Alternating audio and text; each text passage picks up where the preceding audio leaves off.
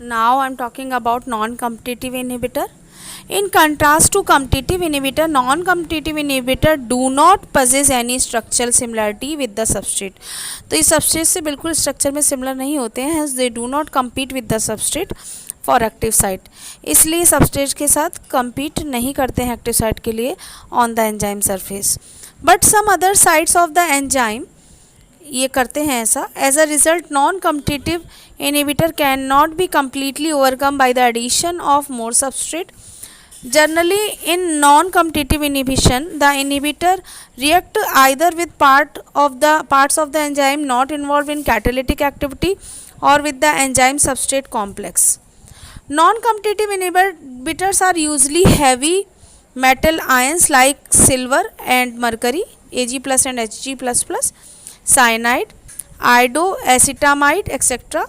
Thus, in such inhibitors, substrate binding take place but no products are formed. For example, cyanide, that is, which has no structural similarity with the substrate binding site of the enzyme, kills an animal by inhibiting cytochrome oxidase essential for cellular respiration. तो अब बात करते हैं cofactors की. ये दो part में divided है, metal ion and coenzyme. Metal ion coenzyme जो हैं वो भी दो पार्ट में डिवाइडेड होते हैं, को सबस्ट्रेट और प्रोस्थेटिक ग्रुप. कोफैक्टर क्या होते हैं? कोफैक्टर एक नॉन प्रोटीन केमिकल कंपाउंड है जो टाइटली और लूजली बाइंड रहता है एंजाइम से और अदर प्रोटीन मॉलिक्यूल से. बेसिकली कोफैक्टर जो हैं वो स्प्लिट करते हैं दो ग्रुप में, कोएंजाइम एंड प्रोस्थेटिक ग्रुप में. यूजली आयन होते हैं ये. तो ये हेल्प करते हैं एंजाइम की as a catalyst. Prosthetic groups जो होते हैं क्या वो कोएंजाइम्स होते हैं. It define a structural property with opposition of term coenzyme that defines a functional property. Prosthetic groups are a subset of cofactors. Structure और फंक्शन की बात करें कोएंजाइम में तो NADP बनाने में ये हेल्प करते हैं कोएंजाइम. थायमीन पायरोफॉस्फेट बनाने में हेल्प करता है और फेल्विन मोनोन्यूक्लियोटाइड एंड फ्लैमिन एडेनिन डाइन्यूक्लियोटाइड बनाने में. दो तरीके के कोफैक्टर होते हैं. कोफैक्टर को दो टाइप में होते हैं, एक तो इनऑर्गेनिक आयन और कॉम्प्लेक्स ऑर्गेनिक मॉलिक्यूल, इन्हें कोएंजाइम कहते हैं.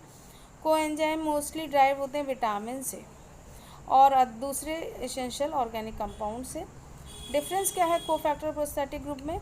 मेटल आयंस यूजली कोफैक्टर होते हैं. कोएंजाइम स्पेसिफिक टाइप के हेल्पर होते हैं और पार्टनर होते हैं ऑर्गेनिक मॉलिक्यूल के, रिक्वायर्ड होते हैं एंजाइम फंक्शन के लिए और बाइंड होते हैं लूजली एंजाइम से.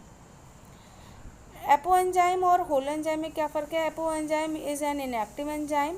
Activation of the enzyme occur upon binding of organic और इनऑर्गेनिक कोफैक्टर.